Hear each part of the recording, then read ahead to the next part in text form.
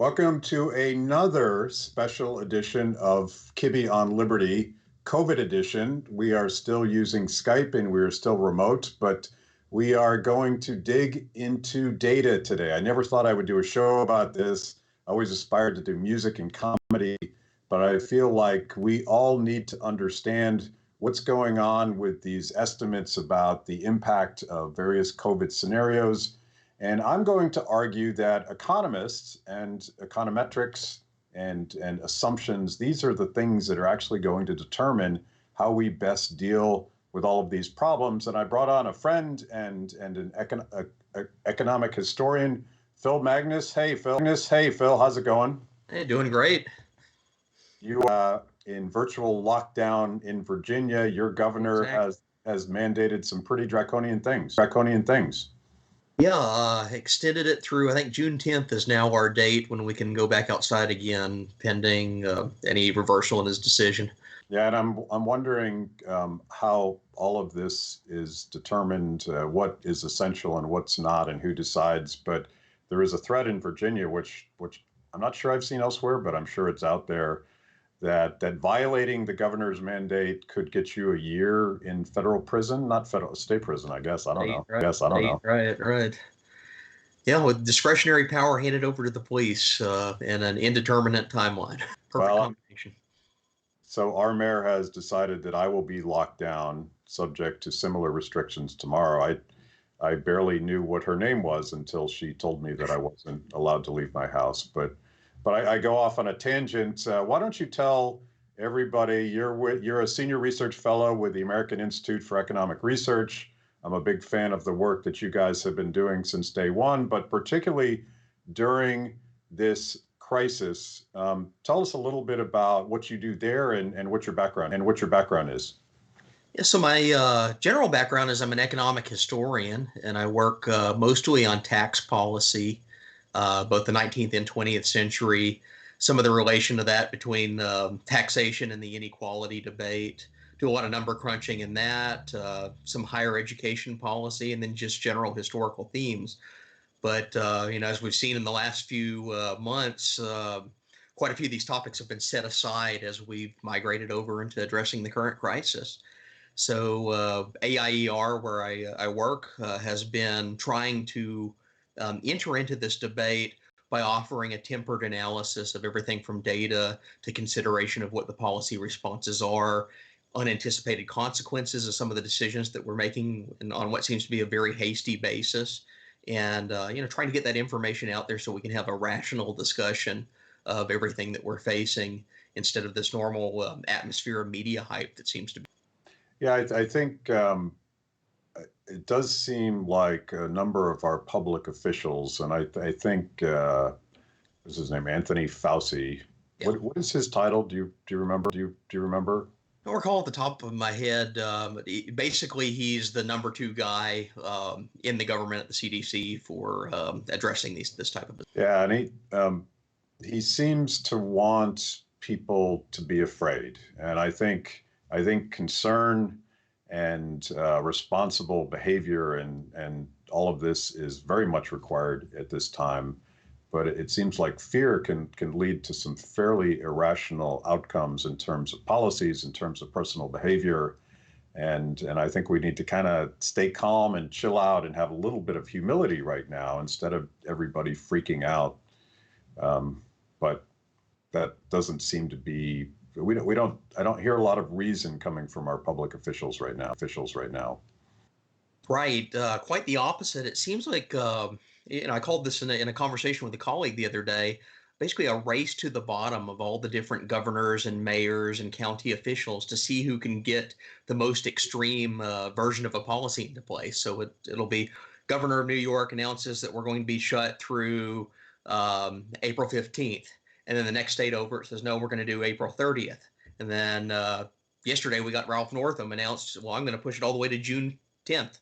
So it's a succession of more and more extreme policies where they almost seem like they're trying to outdo each other. Yeah. And you've written, I've been following you on Facebook, and you've written about sort of the perverse incentives for political actors and bureaucratic actors, some basic public choice analysis that that argues that doing more is safer than doing what is appropriate, because then you can't get blamed because you didn't do enough. Right, right. So it's the incentive is almost there to intentionally overstate the severity of any claim, and we see this in most natural crisis type situations. So I liken it to whenever there's a hurricane in the Gulf of Mexico that's coming toward one of the major metropolitan areas around there. The impulse of policymakers is to always go for the more extreme solution. It's to say we need to lock down mass areas of the coast, mass evacuations that aren't always in sync with what the actual forecast of the hurricane happens to be doing. Yet county officials and city officials will tend to adopt this type of a policy because the alternative scenario, if they underprepare, if they underestimate what it's going to do, you get Hurricane Katrina 2.0. So no one wants to be in that situation as a public official. What they do want to do is be seen as acting, be seen as preempting some of the problems that could happen in a worst case scenario. Whether or not that's a realistic assessment is often set aside to rather the impulse to act itself. And you're seeing, I don't want to go down a political rabbit hole, but you're seeing the governor of New York, who's now ubiquitous on TV, and Right. perhaps certainly one of the leaders in terms of draconian lockdowns. He's now being talked about as a potential replacement for Joe Biden as Democratic nominee for president. So clearly, politically, the incentives seem to work. Just to be seen as doing something, and that's a whole. Consider this is an entirely different question from actually being effective at doing something.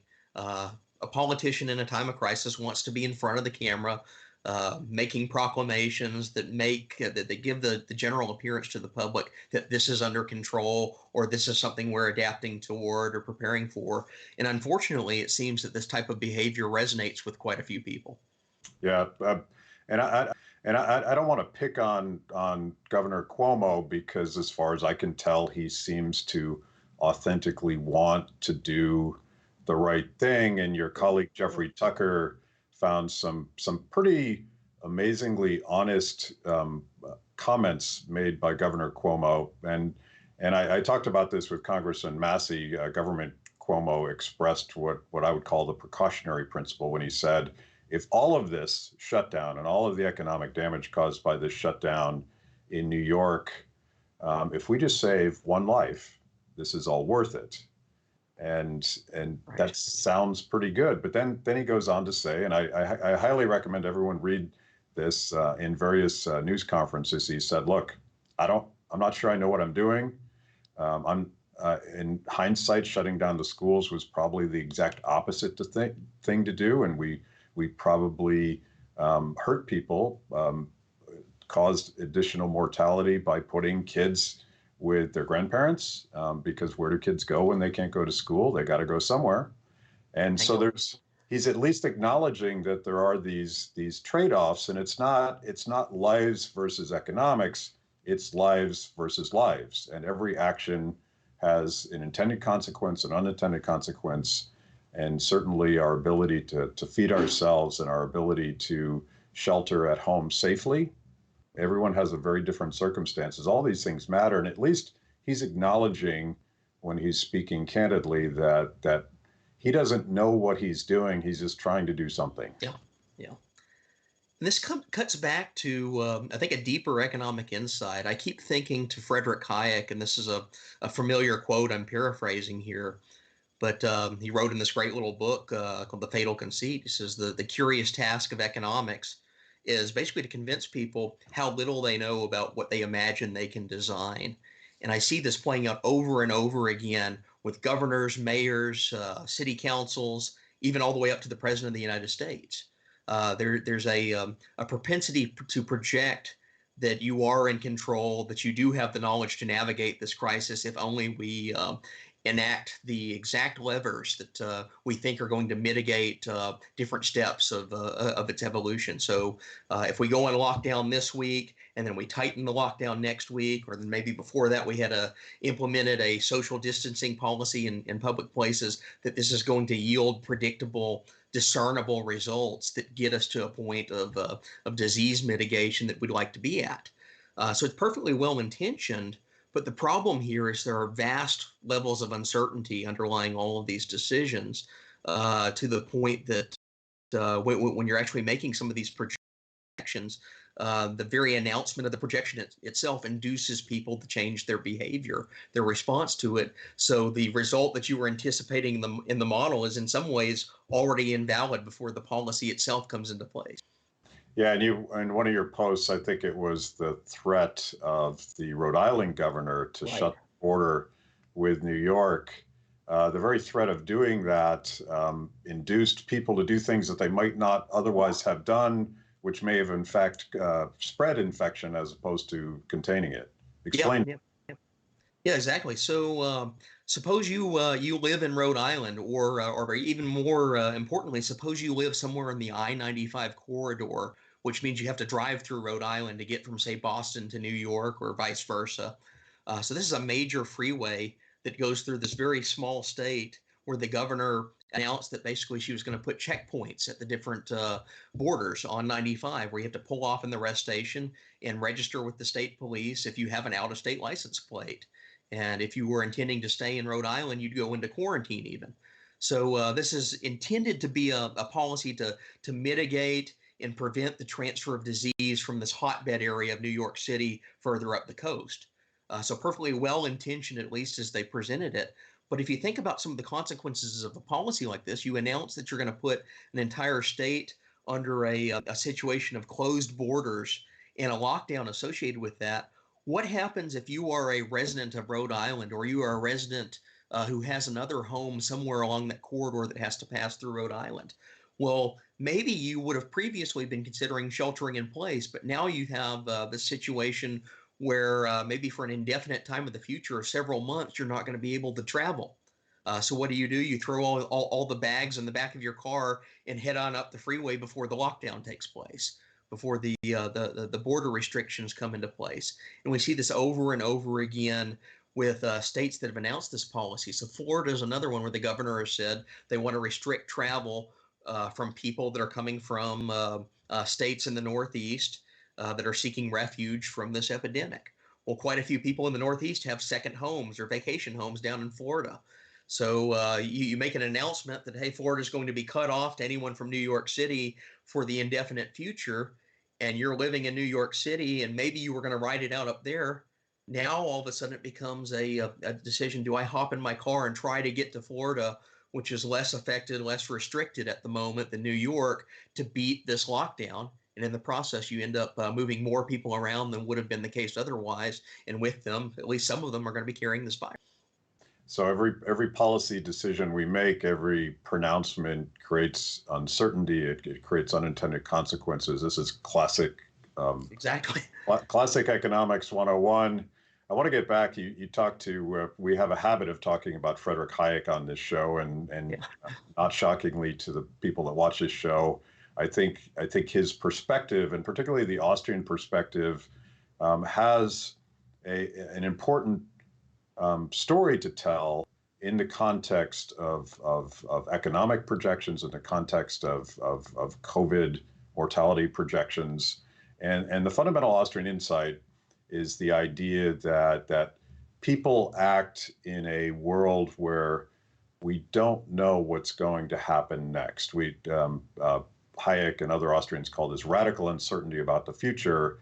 And so much of how we behave and our economic behavior is influenced by trying to figure out how we manage that uncertainty moving forward. And one of the key things of the Austrian critique is that it's very difficult to model human behavior based on assumptions about what happened in the past, because we react to things. We think things through, we solve problems, we make mistakes. And that process itself is what sort of allows humans to advance their condition. How do you apply that to a lot of the science projections, the epidemiologists, particularly I guess Neil Ferguson is the guy, right? And I guess we should explain what that model is and what they projected before we get into using this economic critique to understand what it means and what it doesn't mean. Yeah, absolutely. So epidemiologists are like most scientists and social scientists. They're modelers. They're forecasters. They're using econometric techniques based on the different data that we have and assumptions about how that data interacts to project what will be the infection rate and what will be the death rate that comes about from the characteristics we know about this disease. And there are some particular tools to epidemiology that are unique to that field, but the general approach to forecasting is something you see across the sciences, the hard sciences, and the social sciences. Everything from economic forecasting, budgeting, public finance, climate science, physics, chemistry, epidemiology, they all use fairly similar techniques to engage in projections into the future based on data that we have. What this does is it allows a typical scientist to generate a model. In epidemiology, the conditions, the steps that go into the model seem to be mostly combinations of the infection rate, what's known about how transmissible a particular disease is, and then also the mortality rate among people that have it. And you can modify some of these assumptions around a bit, but the gist is that you can calculate a forecast based on these known data points that shows how this disease is going to play out over the coming weeks, months, maybe even years into the future. And that's where you start getting these statistics that the politicians are citing, mortality rates. Well, one of the approaches to any type of forecasting across the sciences is that you pick a baseline scenario to go from, and most of the epidemiology models that are getting quoted in the press are using a baseline that asks the question, what if we did absolutely nothing? What if we just stayed the course and let this thing play out and transmit naturally through the population? Well, obviously, that's a pretty bad scenario. That's almost the worst case scenario. And the models that have been put forth, most commonly cited one seems to be this Imperial College model that Neil Ferguson has promoted in the UK, but also extrapolated to the United States. And there are a couple other competitors that come up with the same general gist of a do-nothing scenario. But the short version of it is that's where you get these numbers like 2.2 million deaths in the United States if we just stayed the course and did absolutely nothing. As a scientific exercise, I suppose that's fine to figure out where that is. But what you have to consider in these models when they're using them to make policy advice, you have to start changing the assumptions based on behavior that actually occurs or that you're trying to induce to occur. So the theory behind the models, you take this extreme, probably unrealistic baseline scenario of mass death if we did nothing, and then you start adding in different modifications to it. So what if we do impose social distancing? What if we do go into lockdown? What if there are changes in the way that we approach public health, like washing your hands or using face masks in public? All of these are going to modify the trajectory of the projected infection and death rate. So each different step is itself a modification of the model. So what you find is when you start reading these papers in depth, rather than the quotes that they're telling the media, they'll say 2.2 million as the extreme do-nothing scenario, but they all back down successive steps to much, much milder projections of fatality if certain policies are implemented or even certain behavioral changes are implemented. Now, as I understand the Ferguson study, the projections of the original paper, which was published, I guess, 2 weeks ago, was anywhere from 20,000 deaths to 2.2 million deaths. Right. and that's based on various inputs on the sort of the science side. What is the infection rate? What is the mortality rate? And by the way, those two are mostly conjecture right now because we don't have good data, and I would say as a political guy, anybody that's using data from China is probably using propaganda to do their science. So I sort of suspect that that's not a good place to start on this. But so there's all that uncertainty on that side. So this is all, it's not science in the sense. I think Hayek again would warn us about scientism. He warned about it in the social sciences, but this is really a social scientific exercise when we try to project mortality and infection rates on something that we know very little about. Yeah. And we're trying to learn, and we're using Italian data, and we're using hopefully we're using South Korean data. We're using propaganda from China, whatever the inputs are.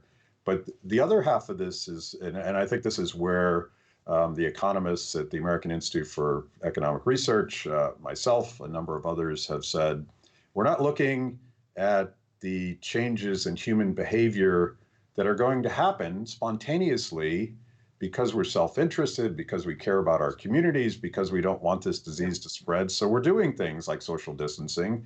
I have voluntarily self-quarantined for quite some time now in my house. Yeah. And they ignore all of that. So right. And I think you said this, the moment they put 2.2 million on paper, it was already invalid because people had been responding naturally to changes that made a lot of sense. Yeah. And we see the evidence of this response all around us. What was the very first thing that happened when coronavirus came onto the horizon as like a legitimate real threat? People rushed to the store and they bought up all the face masks and they bought up all the hand sanitizer. There's a direct economic indicator of two behavioral steps that were being taken by most people just in response to this threat and to mitigate it for themselves. Now, some of those steps have increased. They've intensified over the past few weeks as kind of the changing conditions of the virus are realized as it's come closer to home, so to speak. But people have already violated, I guess, the basic assumptions that would underlie that worst case scenario model. So another comparison I'd use: imagine you have a Category 5 hurricane again coming for a city on the Gulf Coast. It's not realistic to say that everyone in that city would just sit there as if business were usual, go about their day until the hurricane hit. The very fact that they know the hurricane's out in the Gulf and heading toward them induces most people, the vast majority of the public, to change their behavior. So what do? They go down to Home Depot and they buy boards for their windows, or if they're close to the coast, maybe they consider moving inland, fleeing, evacuating the zone that's in threat. This is automatically a behavioral response before government even lifts a finger, that most people know if there's a threat out there. Well, the same thing is true of the coronavirus. It would be unrealistic, for example, to project a damage and destruction rate from a hurricane that assumes do nothing when people are already doing something the moment the hurricane is there. The same is true of the coronavirus. As soon as people realize that this is real, this is a threat, that this is there, they do what you and I are doing. We start to shelter in place. I've curtailed and limited the number of times that I go outside, and was doing this long before Ralph Northam or Muriel Bowser or Donald Trump or any politician anywhere was telling me I needed to do this. This is already a natural behavioral response because I'm risk averse and most other people are risk averse. One complication, though, there's always idiots out there, for lack of a better term, that do avoid some of the behavioral recommendations. So, we saw the stories about the spring breakers that were partying a week or two ago as if nothing was happening. And lo and behold, a week later, several of them have come down with coronavirus. The media likes to portray those cases and depict it as if it's the reality, when more often it's just the exception.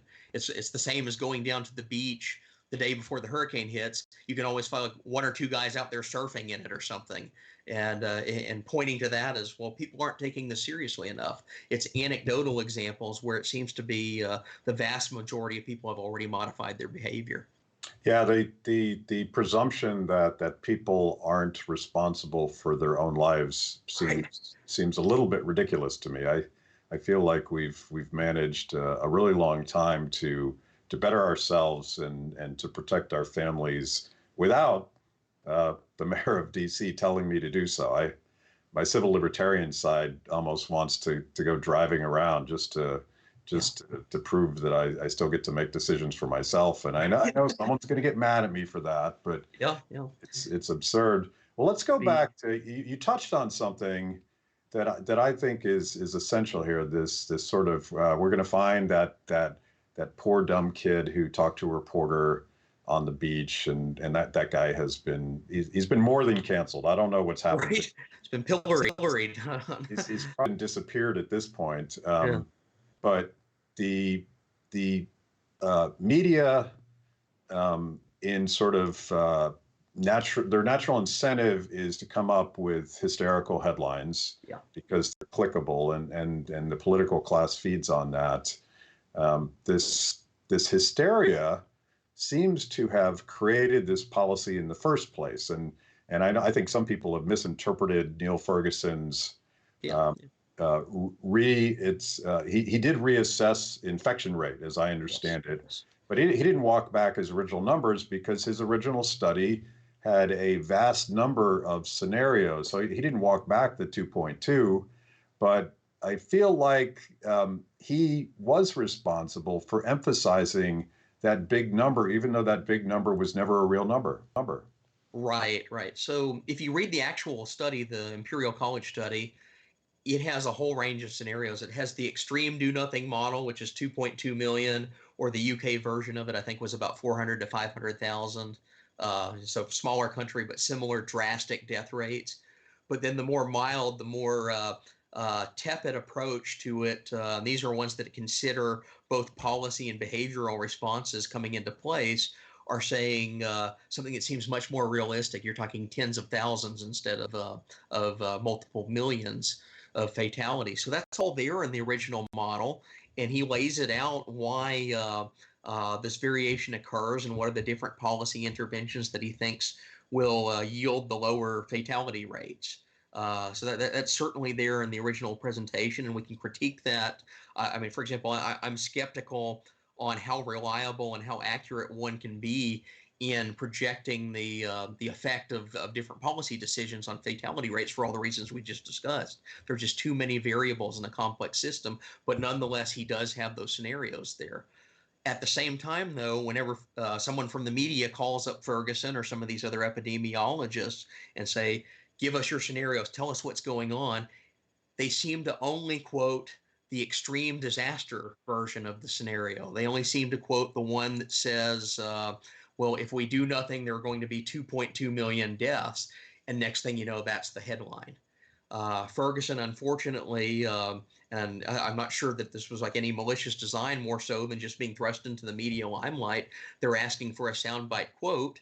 And in both the United States and the UK, he gave them the extreme numbers. He gave them the do-nothing scenario of 500,000 dead or 2.2 million dead for the United States if this thing just plays its course. But as we've already discussed, that was unrealistic as a scenario the moment it hit paper, because people have already modified their behavior, let alone to say nothing of the policy decisions that have been made in that time. So I asked the question, is this responsible communication of scientific results if every time the press calls you only give them the disaster scenario?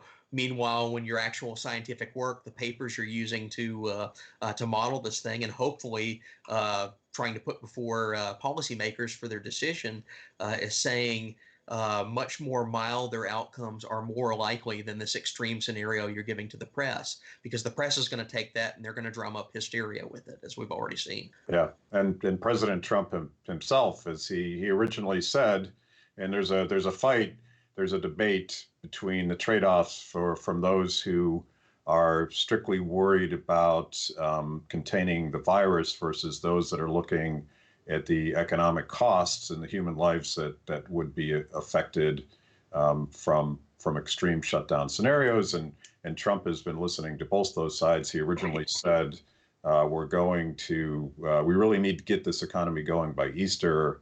And now he's walked that back, and he explicitly threw out that 2.2 million death number in the United States to justify that. Yeah. It's the same one that was all over the headlines. One of the areas where I think I've been more critical of Ferguson than some others is that he was still touting the extreme scenario, the do nothing scenario with 2.2 million deaths, even after many of these shutdown and lockdown policies came into place, and certainly after the social distancing convention came into place. So I do question whether that's a responsible way to communicate with the public. So I think as recently as about March 20th, which is, if you watch your timeline, that's 1 to 2 weeks after most areas of the United States had started to implement various types of shutdown and lockdown, he was still quoting the do nothing scenario to the press. And the press, of course, is running with it. So one of my friends in the world of cancer treatment told me that some governors have decided in all of these sort of top-down commandments on how we're going to deal with this problem, that chemotherapy treatments and other cancer treatments are now determined to be elective. Right. and this gets me to we got about 10 minutes left, and I want to talk about the sort of the economic consequences on lives and mortality of doing the wrong thing, because we haven't focused enough on this. But the idea, I'm a cancer survivor, so the idea that a governor would tell me that treatment for cancer is an elective thing, that's insane. Right. That is the most arrogant and arguably deadly thing you could say. So talk a little bit about the economic trade-offs and what are the consequences to human health of these shutdowns? Yeah, I think there's been an unfortunate tendency, especially in the press, to frame this as a human lives versus the economy type of a trade-off, where on one side you have all these steps that are taken supposedly to protect human lives from this virus, very well-meaning, but certainly that's the claim that's being made. And then on the other hand, they're saying, well, yes, we're giving up economic wealth, we're giving up economic growth in order to protect human lives. But it's actually a much more complicated trade-off between that. It's protecting human lives maybe from the virus with specific policies targeted at that, but we also know that there's an opportunity cost associated with those decisions.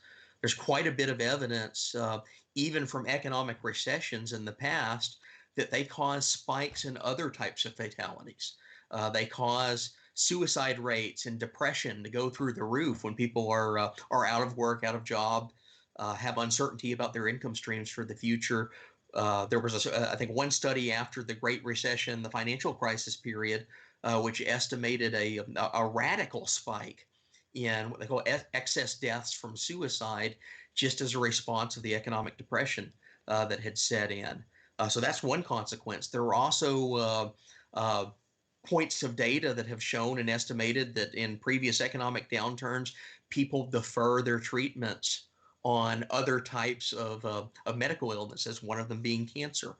Think about it this way: you lose your job, you also probably lose your health insurance. Maybe that treatment that you were planning for next month to address something that in the long term is going to be very consequential to your health now gets deferred for a few months or even a few years until you're back on a sounder economic footing. So that decision has to be brought into the equation. And what we find is when you start aggregating this together, when you consider it in mass, the effect of people deferring treatments on things like cancer, just basic long-term mitigation of cancer, tends to go up in economic downturns. And the result is that you have higher fatality rates from cancer overall in the long run, even though you may be doing something in the short run that's addressing this very different type of a disease. So I think of Frederic Bastiat, and one of my favorite quotes from him is a passage in Economic Sophisms where he wonders at the marvel of Paris being fed. Yeah. And he's writing in the 1800s, and he's noticing that nobody in Paris seems to care about the fact that if the food doesn't show up on the shelves the next day, people would starve, people would panic, all sorts of really horrible things would happen. And yet somehow, because of market forces and people doing jobs in this distributed division of labor, all of the things that economists write about, that Paris is fed and Paris is sleeping and Paris is safe. When I look at politicians dismissing or ignoring the economic consequences of their action, or deciding which job is essential versus which job is non-essential. I think they're working from a radical ignorance of understanding this distributed division of labor. Yes, people that deliver food to your door are essential. Yes, grocery stores are essential. Yes, pharmacies are essential. But what about that infinite number of people and functions and companies and workers that support all the things that make sure that all those things happen? And this is something that I don't think Americans think about at all, because food magically shows up, our iPhones magically show up. But we are seeing in countries like India, Modi has taken a radical shutdown approach, and there is no social safety net. There is no means for poor people in India to feed themselves if they're not allowed out to work. So in this case, it's an extreme case, but in this case, economic shutdowns mean people starving to death.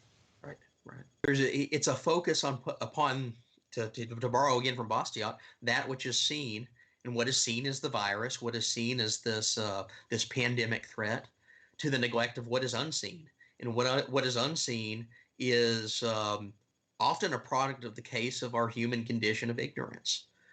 It's impossible to understand and coordinate and fully decipher all of the economic activities that are happening at any one moment. So there's a very radical presumption that's almost being adopted as policy when you enact a shutdown. You're saying that I, as governor of the state or mayor of the city, know what is essential. I know what is necessary and what is not. And I can easily categorize. I can parse society into essential things, which may be food delivery, medicine, and pharmacies, and then non-essential things, which is everything else. Add to that the enforcement arm of the state, giving police the power to pull people over at the border on the highway stop, or giving police the power to disperse someone who's in public for the wrong reason. That's an assumption of knowledge that the state itself is very ill-suited to even comprehend or possess. An average policeman has no idea why a person walking down the street at random is out there. It could be maybe they're going on a jog or a joyride or something, or maybe they're in an urgent rush to get to a relative's house because they need to take them to a doctor's office. But that's only known to the person themselves that's traveling. When you start enacting these blanket policies, you are taking that element of knowledge out of the decision and presuming it on behalf of the state that there are easily parsed and discernible reasons to even be out and about. So one of the problems that comes about with any of these shutdown policies is they tend to veer toward uniform, one-size-fits-all approaches to economic behavior of what's permissible and what's not permissible. But one-size-fits-all very, very seldom mirrors what's actually happening in society. And that's just an open recipe, an open invitation to make decisions that unintentionally, and possibly even out of the best motives of reasons of stopping the coronavirus, but they unintentionally stop people from doing things that end up being actually very essential to their well-being, to their health, to their safety in a time of pandemic. Right. What a perfect way to close out this interview. Encourage everybody to take the responsibility to get schooled up on all of this stuff. I think we all need to know more. The intellectual division of labor, unfortunate, before our eyes as politicians sort of do all of these things. And the American Institute for Economic Research has just published a book. It's amazing that you guys felt the content to publish a book on the economic consequences of the coronavirus. Tell us about that, and tell us about where people can find out more about the research that you guys are working on right now. Right, right.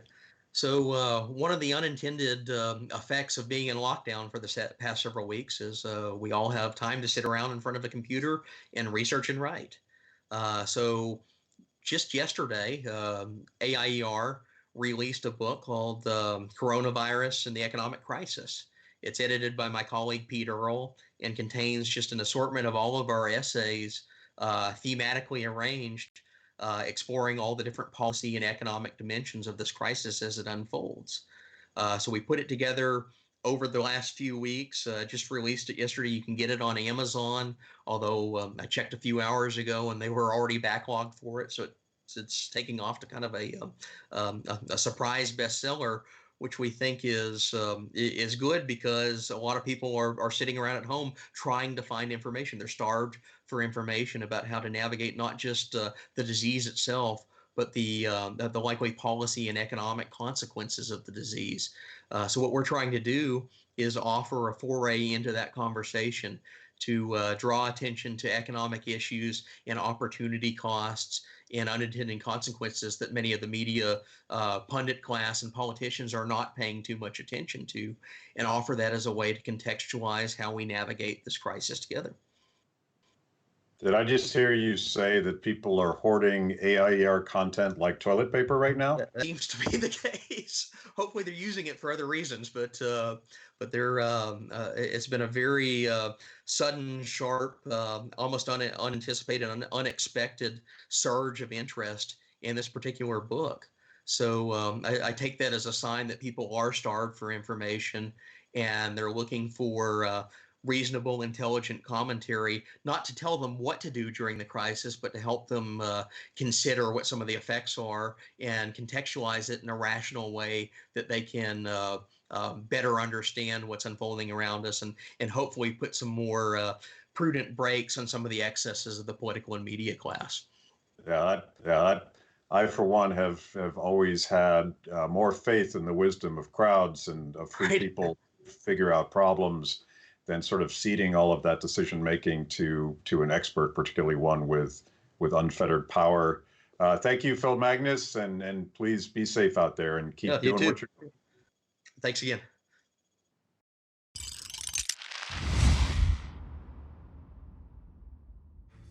Thanks for watching Kibbe on Liberty. By now, you know this is the most important event of your week. So make sure you subscribe on YouTube.